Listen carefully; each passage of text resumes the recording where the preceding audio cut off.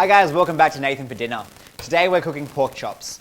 Now, this particular recipe, I have no idea what it's called because I'm making it up as we go along. I have a bunch of ingredients in front of me and that's what we're going to work with. So I've got pork chops, I've got a mixture of walnuts and pine nuts, I have cream brie, I have butter, I have chicken stock, cream, milk. What I do know is that we're going to be making this on a polenta. So you may have seen my polenta made in a few recipes before. Tastes incredible. I love it. So we're going to be making that polenta. And I'm also going to be seasoning shallots and grilling them with the pine nuts, garlic, and walnuts and butter to put on the polenta to then put the pork chops on top. Now I believe the pork chops I'm going to be marinating in red wine, pepper, garlic, and honey.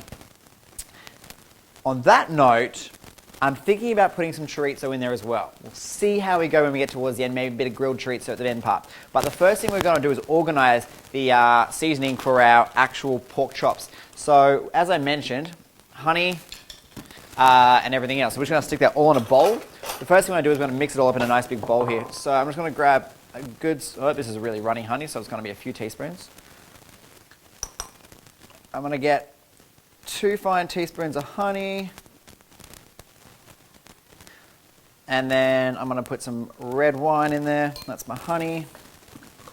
Now, you want to get a fork at this point in time to actually whisk it with to get the honey to beat into everything else.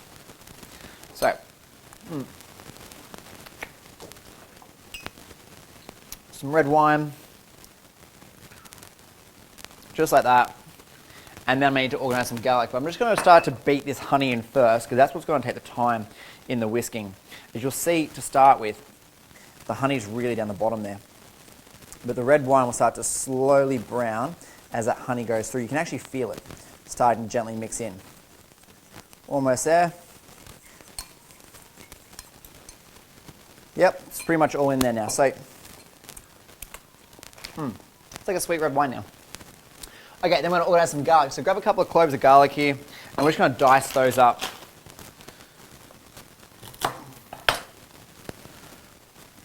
Into small bits, so peel off some cloves. You guys can use minced garlic from the fridge if you want. I just personally love peeling my own garlic and chopping it. So that's what I do. And then once this is mixed in, we're just going to season it with some pepper, stir it around, and then we're just going to put our pork chops in it and let them soak just for a little bit. Oh, almost forgot, turn your oven on. You want it at about, I'm cooking it between 180 and 200 degrees today because I'm going to cook it faster than usual. But if I were you guys, I'd be cooking it between 160 and 180 degrees to slow cook it. Meat always tastes better when it's slow cooked. In which case you would leave it in there for, looking at the size of my pork chops, which are about 1 inch thick, probably about 20 minutes. But we'll see how we go on my temperature and then I'll let you know how long to cook it for at home. All right, so I've got 4 cloves of garlic here. That'll do. So I'm just going to dice that up into fine bits just to put in there.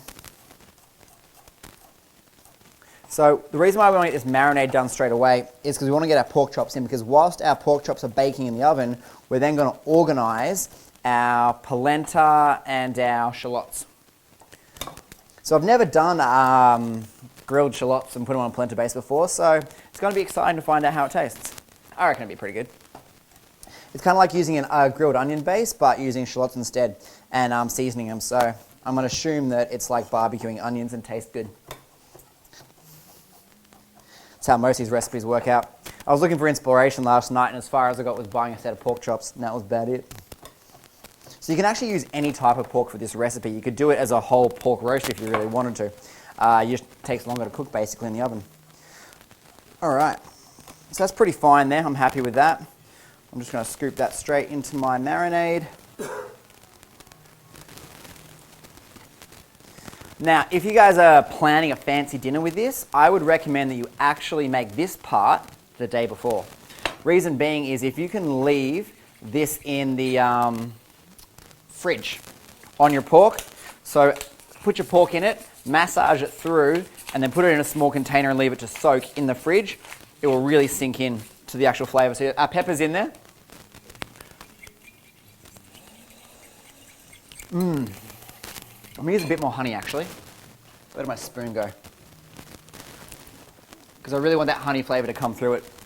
Because that's meant to be the feature of the actual marinade. Because honey glazed pork is always good, so I figured a good honey-based flavour will work well. So I'm just going to put another 2 small teaspoons in there. So that would be equivalent to 6 small teaspoons, or probably about 3 tablespoons worth. And that should do it there. Because even though it seems like a lot of honey to just go on 2 pork chops, a lot of the honey will end up in the base of the pan when we go to actually bake it. Just mix that through. You also want to mix it basically on how much of the wine can actually absorb the honey. So if you put too much honey in, there won't be enough wine to actually absorb it. But it's getting that right sort of balance in there. So you've got to experiment with it a little bit there. But I would say I've used about 80 to 100 mils of wine. And there you go. So now, as you can see, as I pull my fork out, there's no actual honey in there, which means it's completely and totally... There's a word for it and I've forgotten it, where it mixes in. It's been too long since I've been out of school. Okay, cool. So I've got my tray here. I'm actually using a cake tin because it's smaller and the 2 pork chops will sit side by side in there really nicely. So all I'm going to do is literally dunk the base of my pork chop in the marinade, just to sort of get that bottom layer covered. Sit it on the pan there. I'm going to do the other one the opposite way, just like that. Wedge them in nice and tight. And I'm just going to drizzle this over the top of it because I'm baking mine pretty much straight away.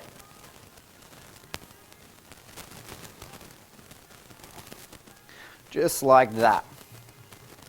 Now, normally I would say wrap it up, but because I've got so much sauce in there, to get it to really season through without stewing it, I actually want to leave it open so a lot of that wine evaporates. So we're going to leave it open for now and then have a look at it halfway through cooking and decide if we're going to wrap it in foil or not. So I'm just going to put a tiny bit more pepper on top.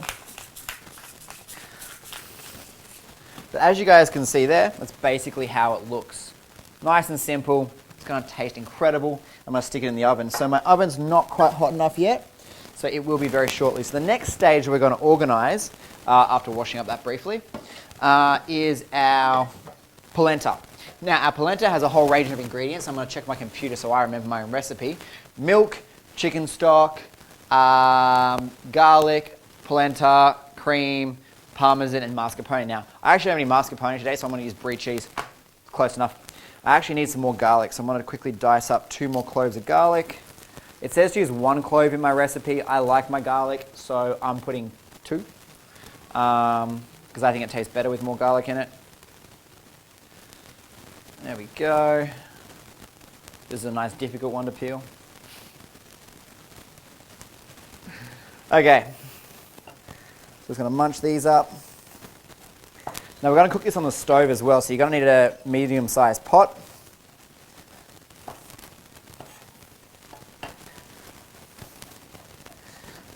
So just mince that up nice and fine. Otherwise, just use minced garlic out of the fridge in a jar if you want to. That's fine as well.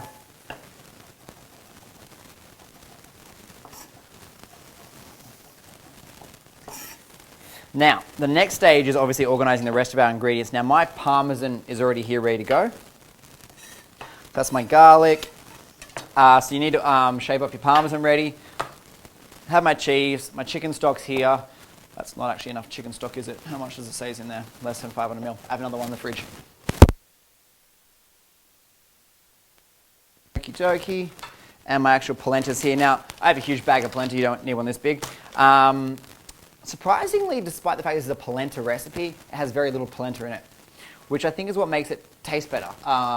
Because I've had polenta in different places where it's been average, and then I had this recipe that I found and sort of manipulated a little bit. It tastes so much better. So surprisingly, polenta in itself isn't that exciting. It's the texture that you want. The rest of the flavour comes from everything else. So my oven's ready to go. So I'm going to stick my pork straight in there now, just like that. Now I'm going to grab a nice little saucepan out. The first thing I'm going to put in is my butter and my garlic, which butter's not actually on the recipe, but I use butter in it to sear my garlic to start with. I'm going to put a chunk of butter in the pot there, and we're now going to hit the stove and cook this up. So make sure all your ingredients are ready. My butter, my garlic's ready to go in, my polenta's here. Now measure up your polenta based on how many you're cooking for. I'm using my standard recipe, which is a 250 mils of chicken stock, 150 mils of milk, garlic, 50 grams of polenta, and a quarter of a cup of cream. I'm just going to hit and miss with the measurements. So get all your ingredients lined up ready. So I'm going to put my chicken stock by the stove here. My milk and my cream by the stove. And my polenta by the stove ready to go. And then I'm going to organize my brie cheese now. So I'm just going to use a chunk of it, equivalent to a tablespoon. So, open this up. I'm just going to use a good sized triangle of it. Just like that there. Stick that over. Now I'm going to check my computer to figure out which ingredients I put in first, because the first time I cooked this I just threw everything in the pot and it went so that was kind of exciting. So, okay, cool. So we're going to heat up, once the onions are ready, we're going to put in the milk and chicken stock straight away for a couple of minutes, and then we're going to whisk in all the other ingredients. So you're going to need a whisk for this. If you don't, you can just use a fork. Surprisingly, I actually have a whisk. Awesome. So let's go hit the stove, guys. So guys, just turn your stove on there. Oh, wrong one.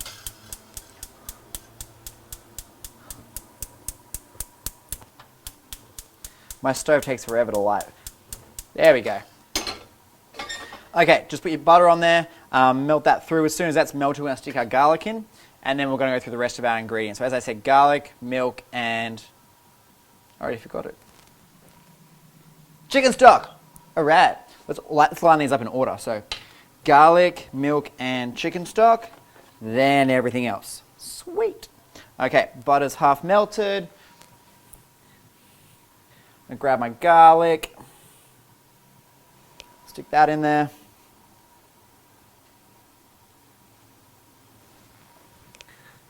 A little bit more, there we go.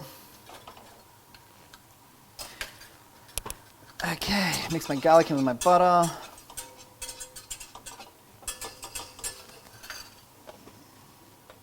So we want the garlic to brown just that little bit to start with, to bring out the flavour of it. And because butter and garlic in a pan tastes amazing. And smells amazing. So there we go, guys. Just starting to sizzle there.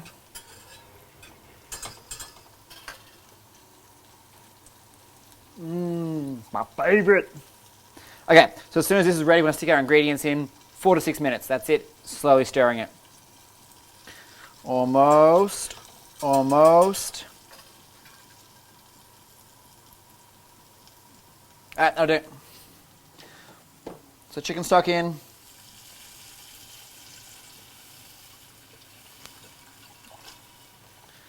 And milk. Milk or cream? Yeah, it was milk.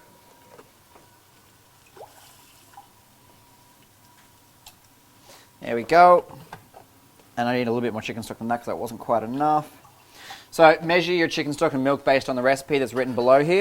And that'll tell you exactly what you need to do. Now, this is the essential part because once milk goes, it just goes. Like, I don't know if you guys have, if you've ever been a barista before or anything like that, you'll know from heating milk, as soon as it starts to heat, it'll hit that point really quickly where it's cooked and then it'll burn.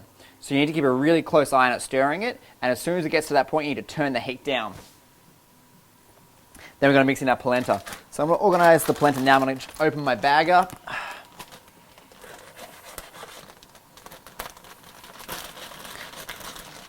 Which I've now just completely and totally destroyed. It's probably going to spill everywhere now. Oh, and check your pork right now. So here you go, guys. As you can see, my pork's just starting to go a little bit white there, and that sauce is starting to thicken up, so that's great. Okay, now as you can see, my milk's starting to bubble, so I'm just going to keep stirring that to keep it moving. It's got to actually whisk through. So start to give it a good stir now that's starting to heat up.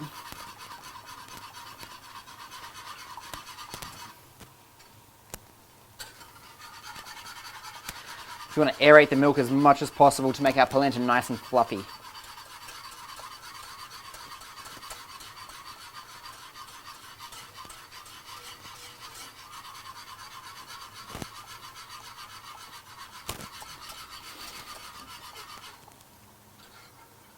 So as you can see there, guys, you get that little fluffy texture to it. You start to get some bubbles on the top, which is perfect.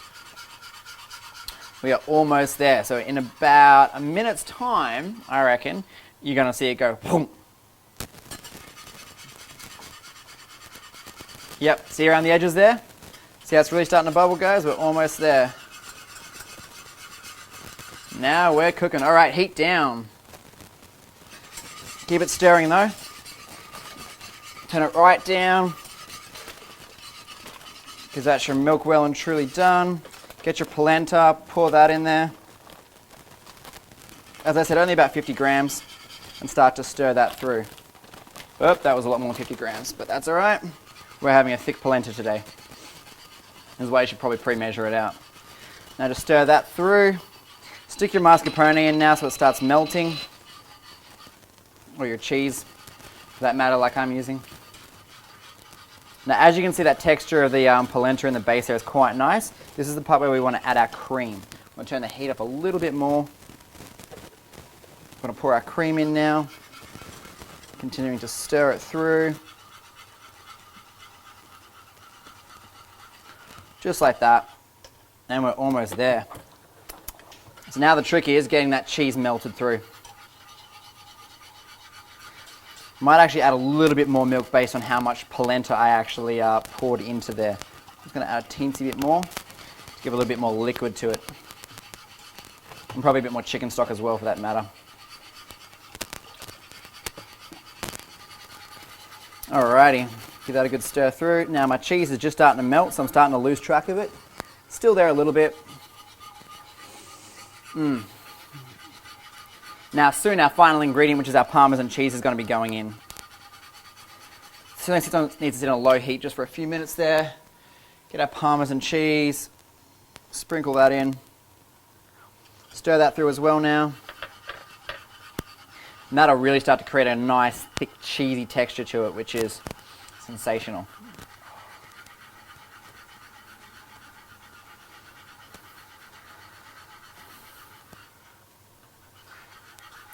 Almost there. So as you can see there, guys, as I stir it, there's still a little bits that are chunky bits that are popping up. As soon as they're done, we're finished. Oh, you can feel the texture now thickening. So it's actually, you can feel the texture firming up as you're stirring it, which means we are almost there. And as you can see, those last chunky bits are just starting to disappear now. That's perfect. Now, you know what I discovered earlier is I can fit this whole whisk in my mouth. It's going to be really hot.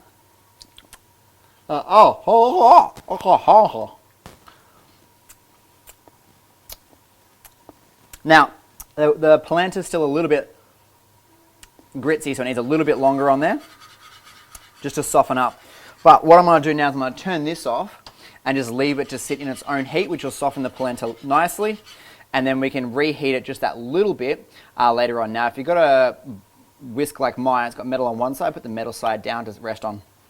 Now what we're going to go over and organize with the fry pans here. We're going to organize our shallots ready to sear up in the pan here. All right, let's check our pork one more time quickly. Ooh, that's looking good. The wine's starting to bubble, which is perfect, and the pork's starting to brown. So we're going to organize our shallots now.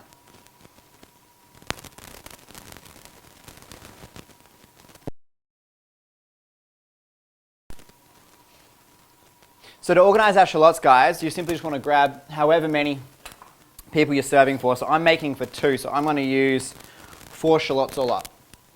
So 2 per person.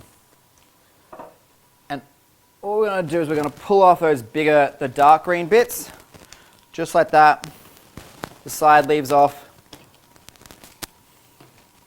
Because chuck those out. Now these white end bits we're going to chop off just as they hit the green there. Just like that. And on these upper bits, we're going to chop it through about there for now. Chuck those out. And just pull off the excess dark green.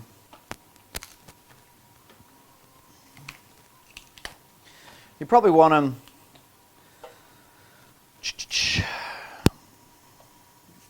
There we go, that'll do. So as you can see, I've got 4 bits there ready to go. Ready to season. Now, my nuts here, my walnuts and my pine nuts are here ready to go. We're going to crush those up. Now, to crush them, you can use a mortar and pestle, or you can do the secret home methodologies where you put it in a plastic bag, pour it in, get it all in the corner of the bag, twirl your bag up, and you can either use any other element, or you can use your bare hands. I'm going to use my honey and just crush it. Flip it around. Easiest way to crush. Keep rotating it. Crush that all through.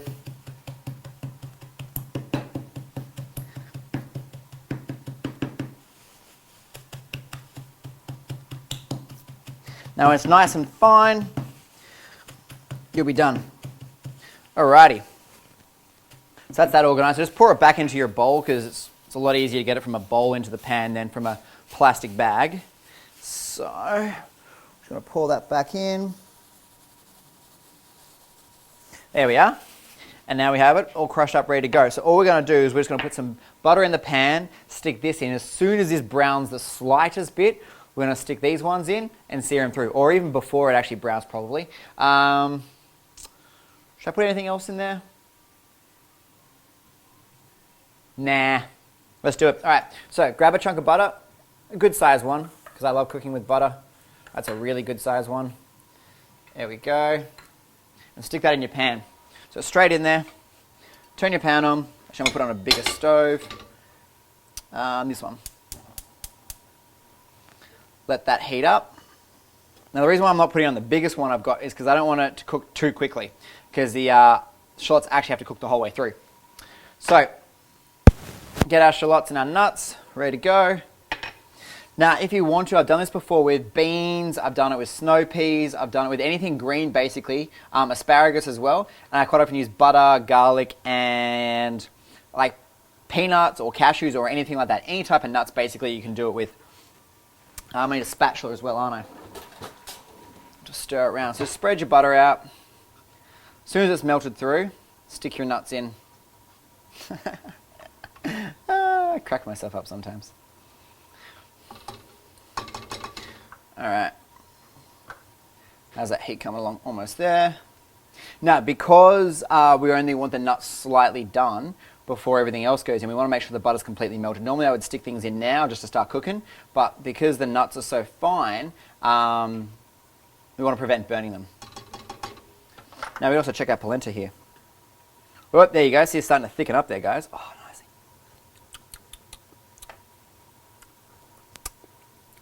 nice. Perfect. Man, I love a good polenta. Okay, just starting to bubble now, so let's pour these guys in. Just like that. Spread them around the butter.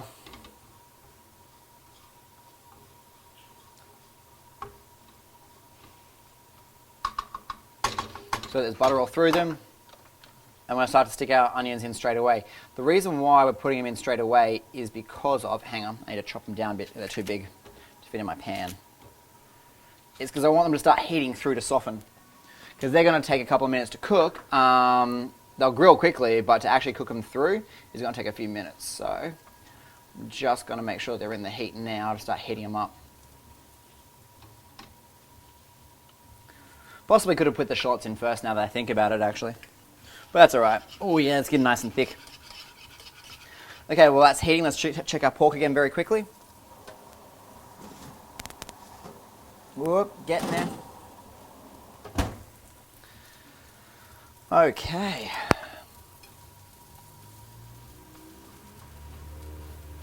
Now, if this gets to the point where our nuts are fully cooked, but our shallots aren't, we can just take the nuts out for a little bit, leave the shallots in the pan to sear some more, and then stick them back in if we need to. Make sure you keep stirring your polenta here and there, otherwise it forms a thick crust on the top. Just to sort of keep it nice and fresh. Ooh, listen to the shallots start to season. Let's grab a hint of pepper. Put some pepper on there. If you want to throw some garlic in the pan right now, you can as well. Okay, so as you can see there, my nuts are really starting to cook through. My shallots are nowhere near close. I'm going to scoop them back out into the bowl very quickly.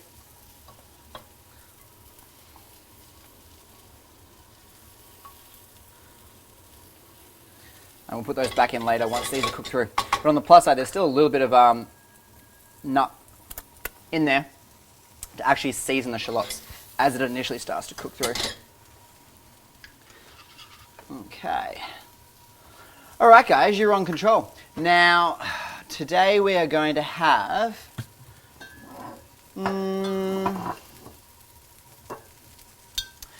Today we're going to have the Wallenby Wines Hunter Valley Shiraz. Now this is a 2000, no, not that one. I don't want to open that one yet. Let's go with this one.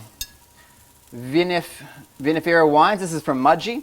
So it's more of an Italian style wine. Tried it while I was out there a few months ago. If you went on a wineries tour with me to Mudgee, like a few of you would have, you'd have quite enjoyed it. It's an amazing winery, probably one of the best setups I've ever seen because out the back they had this awesome badminton set and crochet as well. What else do they have? And a few other bits and pieces. Giant wooden stacking blocks. So if you're traveling with kids, guys, you can actually go there and the kids will have more fun than you will.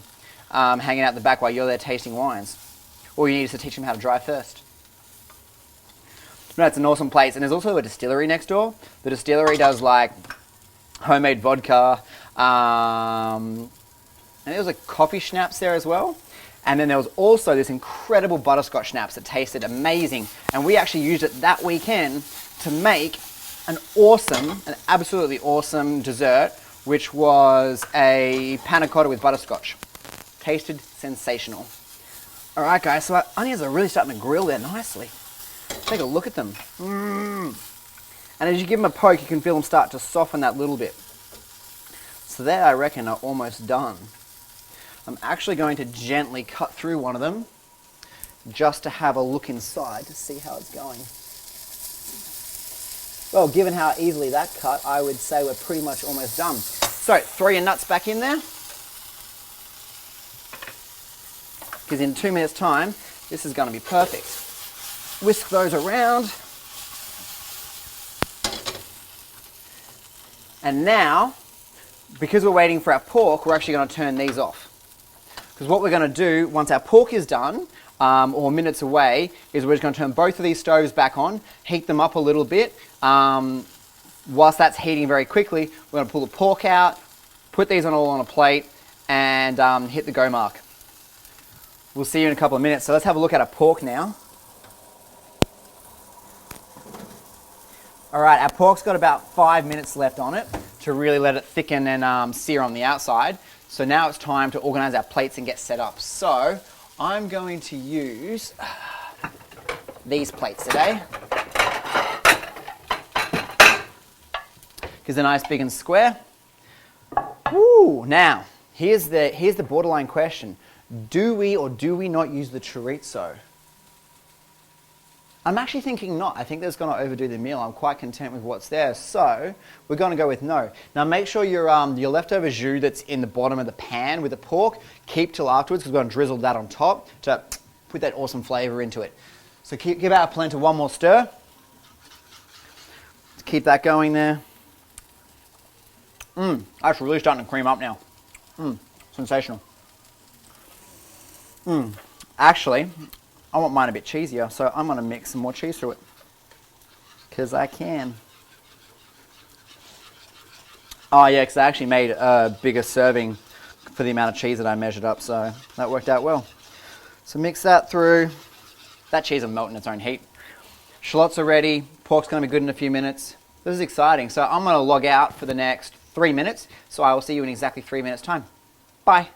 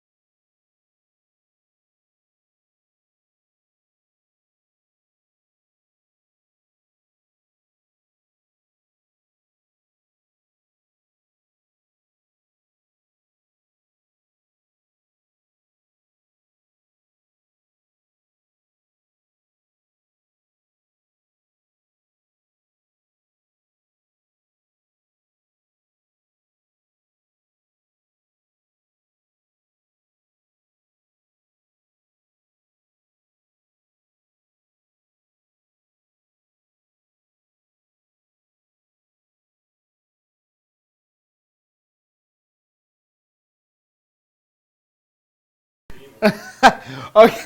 Okay, guys, welcome back. It's been just over 3 minutes plus a few dance moves. So our pork is like this close to being done, so it's time to fire up the stove, get the other things heated up, and do it. So, stove back on, just a low heat on both pans. I'm actually going to move this one to the back here because it's a smaller heat as well. Just give that a quick stir. Set that on there, let that heat up. Now the most important part is, before serving, is we pour ourselves a glass of wine. Priorities. So we want to let that breathe for a moment in time. Man, I love good wine. Okay, our plates are ready to go. All we need to do is stick it on there. So let's get our polenta organised. So, as we get our polenta stirred through, we'll turn the heat up on the polenta a little bit more. So we want that to heat up a little bit quicker. Now, ideally, you want it to the point where it hurts when you put your finger in it. So it's actually hot. Whether you're actually willing to burn your finger or not is another question. Almost there. So make sure you stir that one through properly. Give this one a quick little stir as well, because they're almost ready. So as soon as both lots are up and running and hot, we're going to stick them on there. Okay, let's quickly check our pork. Yep, starting to brown on the top. We're almost done. Now, if the pork isn't quite brown enough on the outside, but it's cooked through, we can stick it in the pan here and sear it very quickly as well. So that's almost there. Polenta's ready. Yeah, that's hot. Okay, so as soon as this starts sizzling, we're going to serve the polenta. Let's give it a quick flick around. Oh, let's turn the heat up actually. That'll do it faster.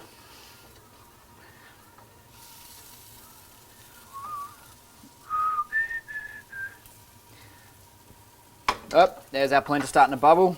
Perfect. All right, let's do this, guys. You're actually going to want a spoon for your polenta. Probably should have grabbed that out. I don't have a spoon! I'm doing this without a spoon. That's going to make it more exciting, right? It's got to make it more exciting. Okay, turn your polenta off. Let's go over here. Oh, it's nice and hot so you can see it's not sticking to the edges of the pan. Just pour a lump on the middle of your plate there, just like that. Alrighty, put that back on the stove. Quickly wipe the plate edge there. Give it a good lick. Flick your shallots one last time. Let's take them over. This you ideally want a pair of tongs for. Okie dokie. I'm just going to lay that across our polenta base there. Just like that in a nice little cross. Uh-oh. They're uber soft. There we go. Now, just scrape your nuts onto your polenta base.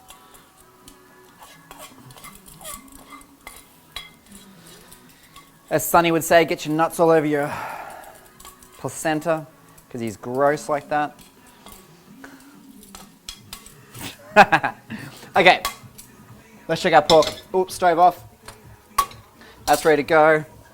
Let's pull our pork out. Straight up here on the stove. Close our oven up. Let's have a look. What have we got going on here? Okay, cool. Fire up your pan again. Grab your pork chops. Stick them on there.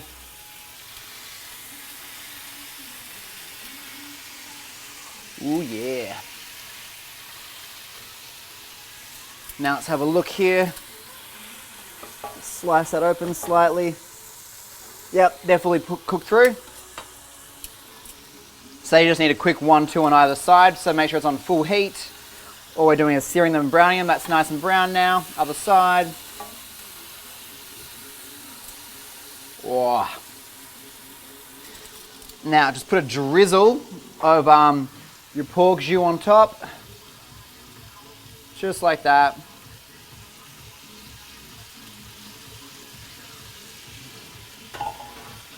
Now, if you really want to go fancy, you can heat your pork jus up a little bit more to thicken it slightly. Otherwise, you can just pour it on top. Oh man, this is smelling so good. Whoa, I can smell the honey. Ah.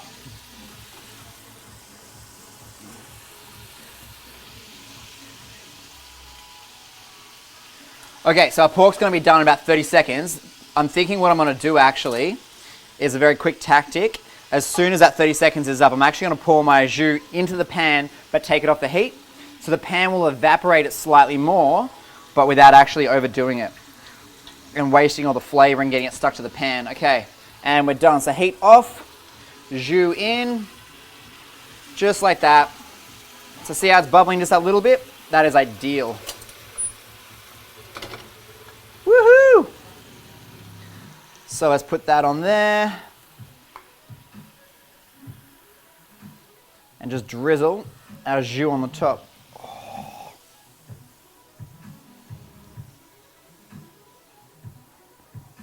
Hopefully you can pour it a little bit neater than what I can, because I just made a juicy mess of that. But I don't care because it smells amazing. All right, and then I'm going to quickly pick a cherry tomato here. Get my knife, chop him in half, straight down the middle there, and sit him on top of the presentation. And I'm going to give the edges of my plates a quick wipe from where I spent the polenta and the jus. Now, presentation-wise, it's okay to have a base of sauce, but you don't want any sticky bits around the edges. So get rid of all those. Guys, there you have it. There's your marinated pork chop with echallots, polenta, and a red wine, honey, and garlic jus. I'm going to name this and put the name on the top of the video. So whatever it is, I hope you guys enjoy it. Mine smells sensational. Hopefully yours does too. I hope you got a good bottle of wine. Oh, that's 3 forks. I don't want 3 forks.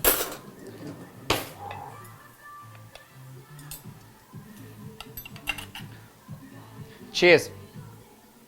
I'm so excited right now. Bye. Okay, so I thought I'd make sure I proved the fact that it tastes good. That honey and garlic and red wine sauce is incredible. Polenta, amazing. Now, the only thing I would change is I would put more shallots in too. I would go with 4 shallots per serve because they shrink, and they taste incredible. So, enjoy it as much as I do. See you later, guys.